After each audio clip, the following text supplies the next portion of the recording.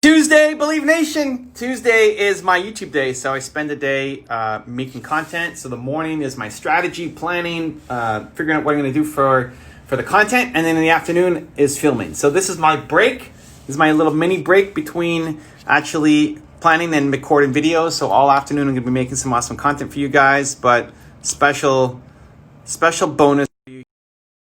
I see a friend of mine in the chat.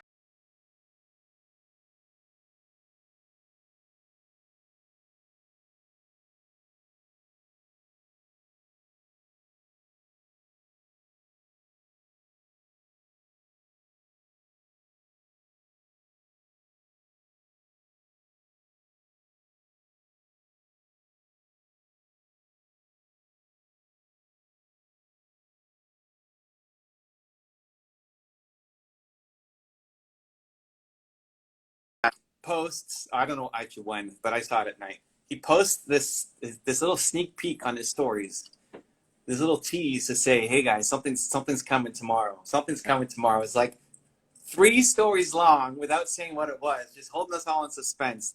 And then today the announcement drops that he launches a new app to help readers to basically, if you read a book and you're trying to have problems, you have problems remembering kind of what you learned and executing it, this new app is going to help you. So I thought, hey, Nick, man, let's jump on a live so I could be educated on it. You can tell my audience too. So give us the down low on what this app's all about, man. Sure. So I have read hundreds and hundreds of personal development books over the last couple of years. And I started to notice early on that I was having a difficult time retaining and implementing the information that I loved. So I'd read an amazing book, and then months later, somebody would ask me about it, and I would say, wow, I know I liked the book. I know I was going to implement some stuff, but I can't really remember what it was. Right. And so I wanted to know if other people had this problem. And as the Book Thinkers community started to grow, and I've read thousands of different DMs, I realized everybody has this issue. So we put out a survey recently that said 94% of people in my community, nonfiction book lovers, want to retain and implement more information from the books they love. Like, and who so are the this 6% who don't? Come on now. Yeah, it's crazy. That's what the data said. We had over 500 people respond. And so that's our solution. It's a framework for learning. It's one place that allows you to put all of your book notes in, and you can revisit them whenever you want, or you can let book thinkers tell you when to revisit those notes. And so if a reminder is due, you go into the app, we have them all laid out sort of in a task list for you. You can read through, you can mark it complete, and now you know you're on your way to retaining that information for a longer period of time. Cool. Okay, so all I saw was the screenshots of your app, and I know that if you're behind, it's going to be good. I went to acupuncture this morning, then it's been like deep dive on YouTube. So I saw the screenshots. I'm curious to kind of break down in more detail what you're doing. So as I'm reading the book, you want me to have the app open so that I can take notes. Normally, what I'm going to do, actually, I'm going to walk you through my process. Do it. And you can tell me where I suck and how this app is going to save my life. So all right, let's do it. Okay, so these are all the books that I have to still read, and I'm a slow reader. I'll read like 10 pages a day. So this is what I've still got to read. So if I pulled out like, okay, Power of When. I don't know if you know this one. It's about like what your sleeping pattern should be. So what I would do is I would read this book.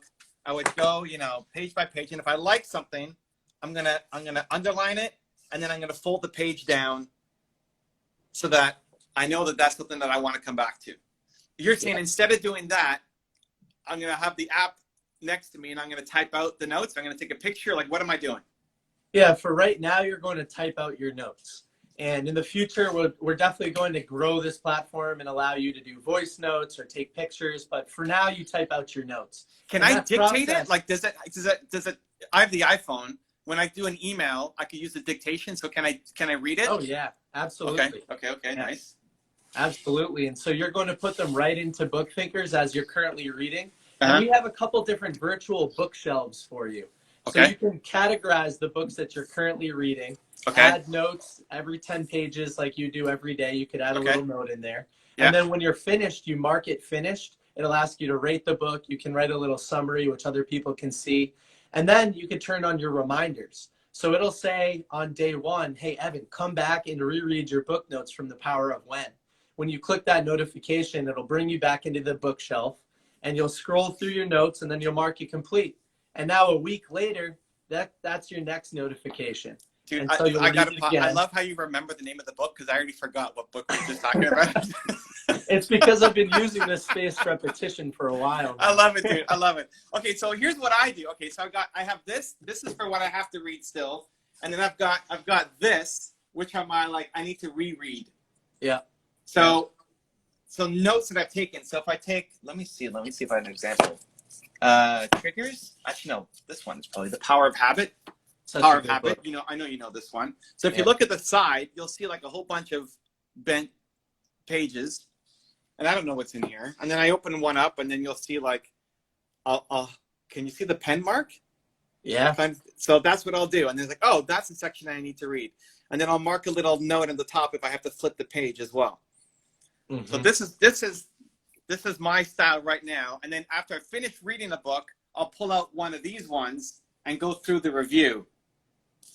But it's a slow process. I got to go through all of these pages and pull out all the dog-eared ones and then read what I was talking about. So how do you determine how often I should be reminding myself to go through an old book?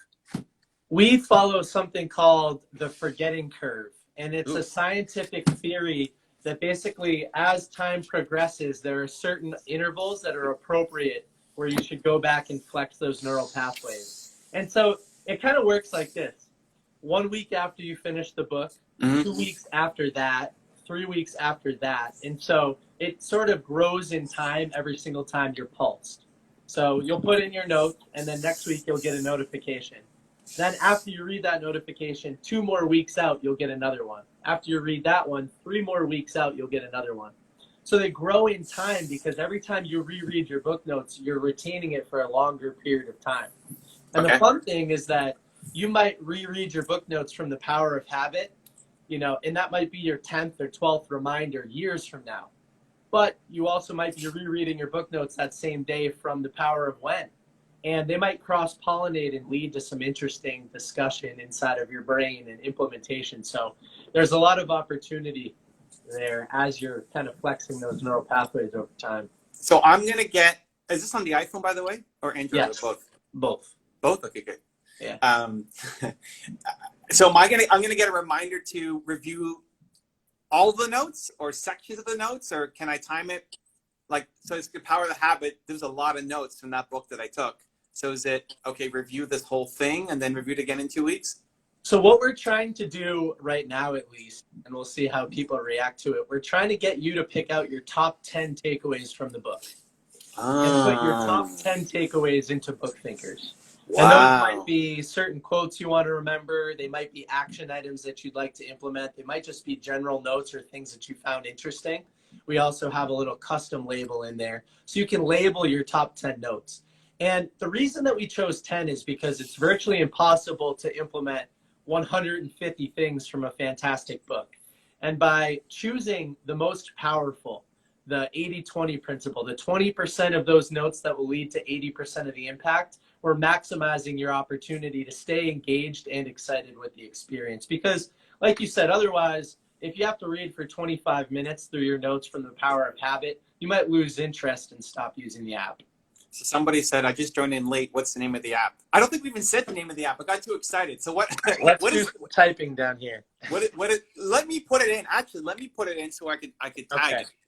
Or you put it in and I'll tag it. So it's okay. Yeah. Let me put the link in here. It's called Book Thinkers Smart Retention, and it's available on Android or iOS. And I'll put a little link to my website where you can learn more. Okay. Here we go. Yeah. Oh, Ryan's in here too. Ryan, you should have put it in. Maybe Ryan did put it in. Maybe he did. All right, there we go. So you can pin that link. Somebody click it. Well, I guess don't click it because then you'll leave. But actually click it and tell us it works. Pin. There you go. Okay, there you go. There we go. Now it's pinned. That's what we're talking about, everybody. Go check it out. Yeah.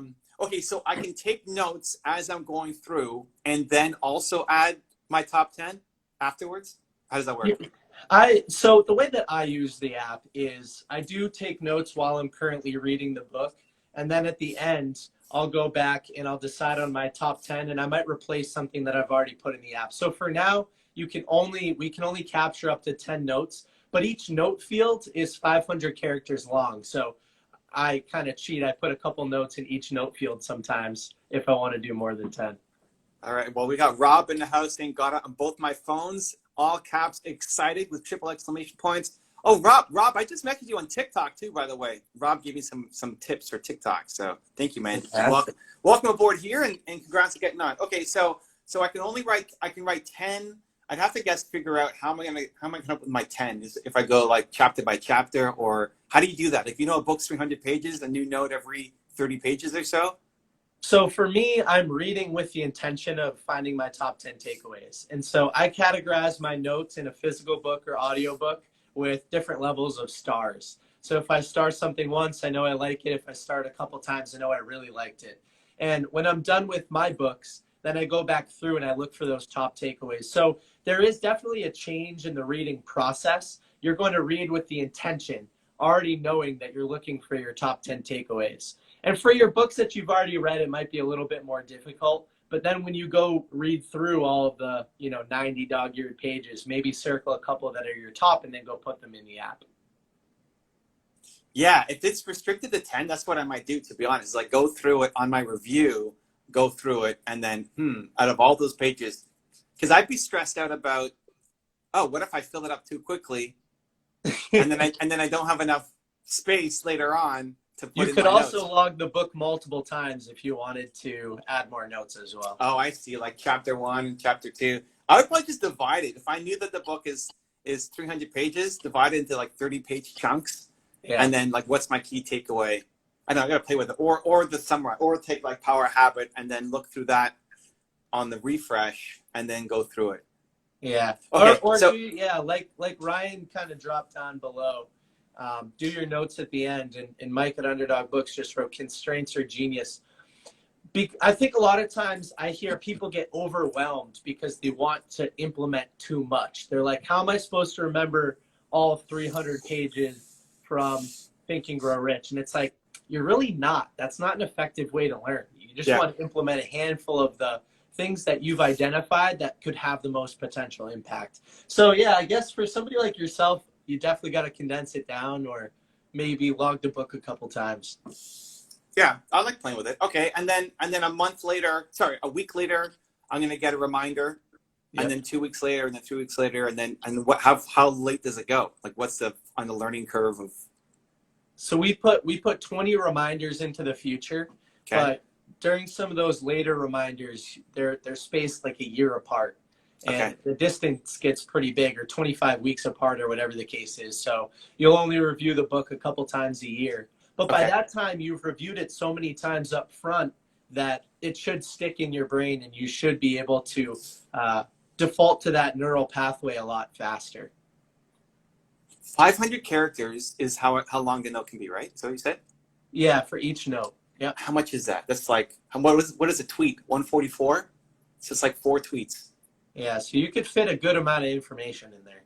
4 tweets. I wonder, I'm now just trying to think of all the ways that I might be able to use this. I wonder if I might even, because sometimes when I'm doing a recall, I've underlined something, and then I need to remember the context that was written in. Mm-hmm. So I might even in the note say like page 248, so that if I don't remember what that was all about, or I think, that was a cool story, I can go back to page 248 and then read the like 4 pages around it. Yeah, and I do that as well. I mean, think writing page 248 is only 6 or 7 characters. That's less than 2% of the space you have available for each note. So 500 characters is a lot more than you would think it is. It's a pretty decent amount of space. But that whole 80-20 principle has changed my life. You can't look at a book and think I'm going to implement everything. You just need to choose the biggest takeaways, the ones that have the most potential. And so you're retraining yourself while you're reading the book to only look for that kind of stuff.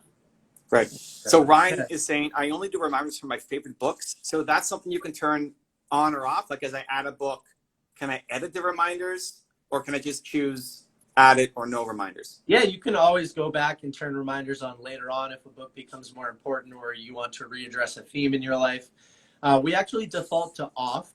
So sort of while you're going through the logging process, you can turn it on if you choose to. But for most people, most books aren't going to change their life. You know, it's just a select few, or maybe it's only a couple points from a book. So depending on where you are in life, you have that opportunity to either turn them on or off, or go back and turn them on or off. During the process, you could shut it off. We allow for a lot of flexibility. I'm gonna play with it, dude. I'm gonna play with that. I don't know. I don't know exactly how I'm gonna use it yet, but I'm gonna get it. I'm gonna get mine today and then play with it. Yeah, I'm excited. No, go ahead. Oh, go ahead. I was gonna say, for in a real life example here is, so while reading Built to Serve, you define those 3 categories in your life, and you need to know your who, your why, and your how. And maybe somebody can't retain that right after they put the book down and they want to move on to the next book, but it's important to go back and reflect on it. So you put your notes into the app, you put those categories in there, your answers to the questions maybe, and you'll get hit with it a few times over the next month or two. And you'll start to build that relationship to the information. And no longer is the book a single experience, it's an ongoing experience. And so you're dragging that out for a longer period of time. And you leave yourself more room to find the right answers. And so I have a friend who just read Built to Serve, and he's having a hard time defining those terms in his life, and said, hey, put it in the app, kind of extend your relationship with the information. And over time, you'll be triggered to kind of simplify it and condense it, and then you'll find the right answer. And so that's just one example of how it could be used as well. Cool, man. Okay, and then it's $5 a month to get on. And what's the annual package? $45 a year. So we give you a 25% discount if you sign up annually. And the reason that we're charging for the app is because we have big plans, ongoing development. This is a real company, and so we need to be compensated in order to provide a good service. And so as we collect feedback from everybody, we will be developing this for years to come. And we're really excited about some of the future ideas that we have. But today, it's a really good solution. Who's doing the programming? Is it you, or you got someone on your team? We went through a very long process, so it is outsourced. Most of it is outsourced, I should say. You're such a ninja, dude. I didn't even know this was happening. And yeah, boom, it's out. Nick's keeping things under wraps here. Unbelievable. Keep me in the dark. Anyway, okay, keep going. So you have a team. So listen to this process. You'll respect it. It required a lot of patience. Ryan and I we created this matrix of all of the different qualities that a potential app developer could have. And there were maybe 15 or 20 different characteristics or traits on the chart. And then we submitted contact forms at like 50 different companies, and probably spoke with 20 of them and got proposals from 15 or 20 of them. And we filled out this matrix to compare all of the pros and cons with each company. And eventually we decided on one. And we've been working with them for the last 6+ months to develop the app. And so it's finally here. 6 months, dude. Holy cow. What a ninja. Unbelievable. Okay, next time we need to, I want a week's notice. You know, I want to feel like I'm a book thinker's insider or something to know what's in the pipe. Yeah, right. We kept everybody in the dark. And so, unbelievable. Because we kept everybody in the dark, I think it was like a wow, which is what we were kind of building for. We didn't want to get people excited about it and then let them lose interest. And we didn't want to close our buying window. So now we have everybody excited and it's available. I love it, dude. So annual package is $45, or it's $5 a month to get on it. Yep. I know most of the people in the U.S., or where are people picking it up from? I mean, I guess it's just day one, so you may not have a lot of data yet, but. Yeah, it's just day one. We've had a couple dozen people try out the app over the last couple weeks and through the testing phases. And my Instagram community is all over the globe. And so it's... Wait. Hold on.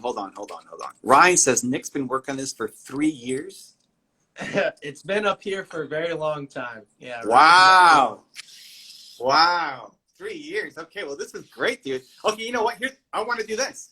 The first 100 people to buy the annual package from Canada or US, I'll ship a signed Built to Serve copy to them. Love that. Thank you so much. This on wasn't me. planned. No, it wasn't planned. Canada or US, because international shipping kills me. I will pay for the shipping and the book, and I'll sign it. The first 100 people, you have to get the annual package though. Spend $45. If you're doing $5 just to get the book and then you cancel, I'm going to be pissed. spend $45, get the annual package. The first 100 people. I don't know how Nick's going to track it. I'll sure you have a figure it list out. of. Nick will figure it out. You get me the list, and yeah, we'll. If you want a signed copy built to serve plus an awesome app, first 100 people, Canada or US, will send that up to you. Wow, amazing. I will formalize that into some form of a post just so everybody can play it back and see it. And I'll coordinate. You know, Apple and Google give you fantastic visibility to who's using and how they're paying. So I'll be able to verify, and we'll get some copies of Built to Serve out there. People saying Evan's stepping up and send Nick the invoice. I'm not gonna send Nick the invoice. We'll cover the cost of everything. I just want to see. I want to see Nick $10 win. million. 3 years. Yeah, exactly. Right. Three years, and it's finally out. I want to see entrepreneurs win, and I know. If Nick's put that much thought into it, it's going to be a good product. I'm gonna try it out myself. I'm still curious of how I'm going to use it. I've got a couple ideas. We'll see like how it fits best into the reading workflow.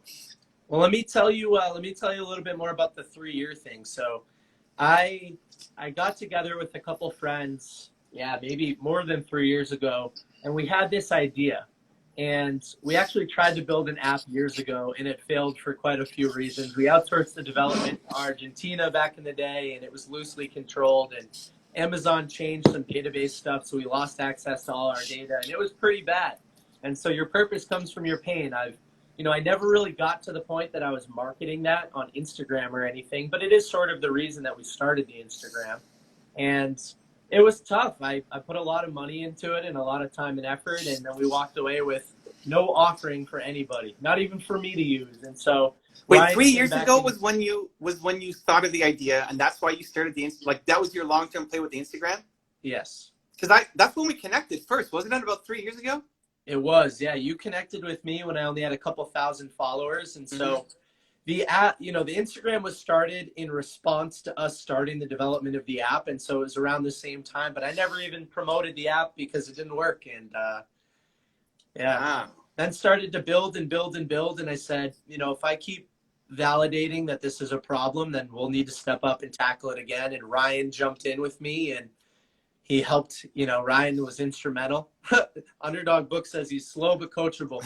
I am as patient as they come. It is a virtue that I definitely have, but I am coachable. That is true. Cool. All right. Okay. So I'm gonna get mine. I'm gonna get my copy later today, and I'm gonna try both. I'm gonna try inputting an old book, and I'm gonna try taking one of the 7 books I'm reading now and putting in as I go, and just see how it feels and see where it fits. What are some? Can you say like what the next feature is that you're developing? Give us a little bit of a tease, Nick. I can't. You know that I like to tease, but leave the details out. Man, okay. So you can DM me with some private message on how. What's next. I'll DM you as long as I'll make you sign an NDA first. Okay. Cool, but we have a lot of grandiose plans. I mean, we're going to take as much feedback as humanly possible. We'll poll the existing community once we've got a large enough, group of MVP users on there, and we'll see what people want us to develop. I mean, we have plenty of things that are in the works today, but we have some big plans to make it more social in the future and to add other statistics and things that'll be actionable. Yeah. Even like, I don't know is it Goodreads? Yeah, Goodreads. That's the reviews. If they have an API to pull in when you're adding the book, what other people have found as cool highlights. I guess eventually you'll have enough data and open it up if people want to share their takeaways. Is that an option to make it public? Share my takeaways? That is part of the roadmap for sure. We're taking some pieces out. You keep interviewing me, I'll keep spilling. But I mean, we wanted to start with a tool that was effective for a very specific target user, somebody who knows that they're not implementing enough from their books and they need help organizing in a systematic way to retain. But there are other features that I think a broader audience will want, such as social feeds of friends completing books and things like that. It's just, we needed to tackle the essential stuff for that first target user and become the big fish in the small pond, if you will. I love it. Yeah. Cool, man. Well, I'm going to get mine. Guys, go to bookthinkers.com/smart retention, iPhone and Android. And if you buy the annual package, in Canada or US. First 100 people are going to get a signed copy of Built to Serve by me. Free shipping, all of it. Just go get your version of Smart Retention. I love it, dude. I love Evan, it. I thank love you it. so much. I really appreciate that kind gesture, and I'll talk to you soon. I'll send you some DMs after we get the NDA in place. Cool, man. Good luck. Everybody go get the app. We'll see All you right. soon. Bye, everybody.